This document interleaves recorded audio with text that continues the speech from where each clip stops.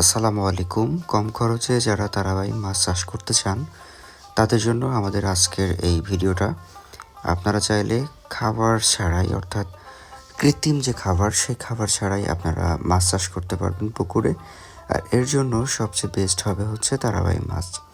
কারণ তারাবাই মাছ সাধারণত কাদার তলদেশে থাকে, অর্থাৎ পুকুরের তলানিতে যে প্রাকৃতিক খাবার তৈরি হয় কাদার মধ্যে, সেই খাবার খেয়েই তারাবাই মাছ বেঁচে থাকে। যে কারণে তারাবাইমের জন্য আলাদাভাবে ফিড খাবার দেওয়ার প্রয়োজন পড়ে না। এক্ষেত্রে আপনি আর একটা ব্যাপার সিলেক্ট করতে পারেন, সেটা হচ্ছে তারাবাইমের সাথে মনোসেক্স তেলাপিয়া, এটা সিলেক্ট করতে পারেন। সেক্ষেত্রে হবে কি, মনোসেক্স তেলাপিয়ার জন্য যদি আপনি ফিড দিয়ে থাকেন, সেই ফিড থেকে উচ্ছিষ্ট যে অংশটা থাকবে সেটা খেয়েই এই তারাবাইম মাছ বড় হবে।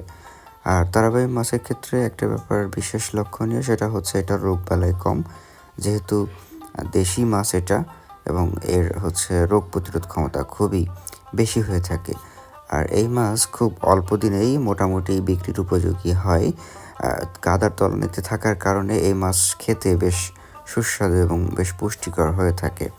তারাবাই মাছ সাধারণত বাজারে বেশ ভালো দামে বিক্রি করা যায়, যে কারণে আপনারা যারা মাছ চাষ করতে চান বা করে থাকেন, তারা এই তারাবাইম সিলেক্ট করতে পারেন। এই মাছ চাষে একেবারে খরচ নেই বললেই চলে।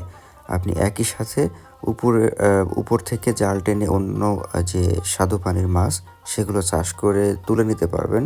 চাইলে তারাবাইম রেখে দিতে পারবেন, এবং তারাবাইম যখন ধরার সময় আসবে তখন আপনি সেচের মাধ্যমে পানি তুলে ফেলবেন।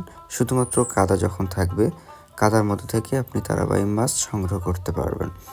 আর তারাবাইমের ক্ষেত্রে একটা ব্যাপার বিশেষভাবে লক্ষণীয় হয় যে তারাবাইম হারিয়ে যাওয়ার চান্স থাকে, অনেকের অনেক কথা থাকে।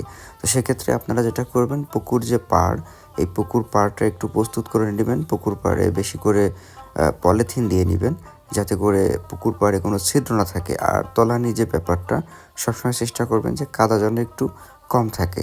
সেক্ষেত্রে আপনারা কাদা আস্তে আস্তে করে সরিয়ে তারাবাইম ধরতে পারবেন।